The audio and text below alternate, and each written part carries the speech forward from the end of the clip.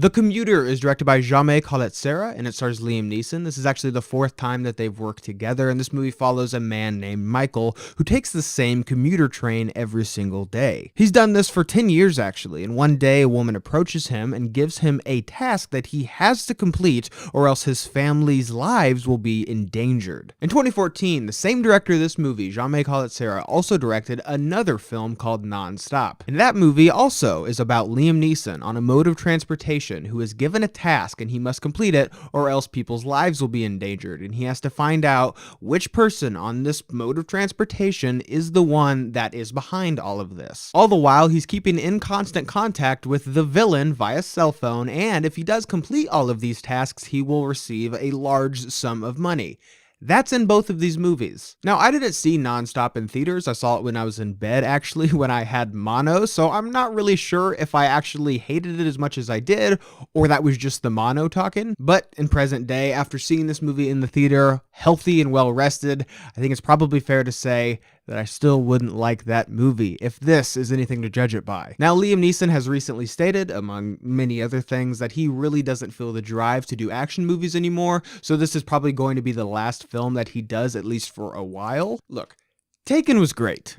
Taken was also 10 years ago. The man is almost 70 years old, and after 10 years, almost to the date of being typecasted as the grizzled old action badass, it just kind of starts to wear thin by now. And your suspension of disbelief starts to kind of dissipate as an audience member, because this guy could be a grandpa probably several times, and it's just getting really hard to believe that he could be doing everything that he does in this movie. Now, there are plenty of action movies where you can apply that suspension of disbelief and you can believe what's happening on screen for the sake of enjoying the film, but with this movie, I just really couldn't find that applicable. When Liam Neeson gets his head slammed through glass, or he takes multiple elbows to the face and just walks away relatively unscathed, I just start to lose interest. At no point in this movie did I really feel any danger for him, because it seemed like whenever something needed to happen, it would happen, just so perfectly timed. Now, I actually thought that this movie was going to go in a different direction, because the first 10-ish minutes or so is setting him up to be a very normal person. It shows his everyday routine,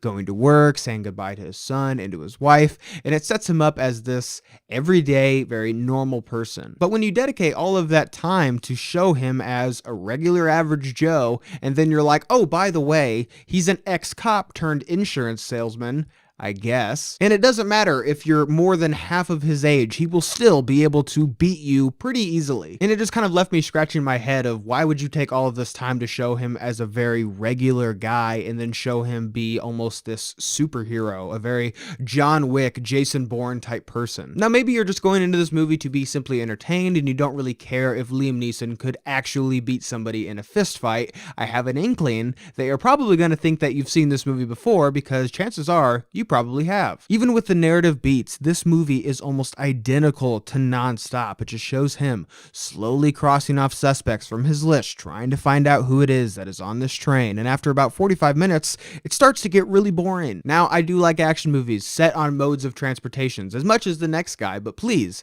can you put this genre to bed? So did you guys see, what is it called? Oh yeah, so did you guys see The Commuter? What did you think about it? Leave your thoughts and opinions down below. And as always, guys, thank you so much for watching today. I hope you liked today's video. And if you did, click the link down below. Subscribe to my channel for more reviews, more related things. Thank you so much for watching, and see you next time.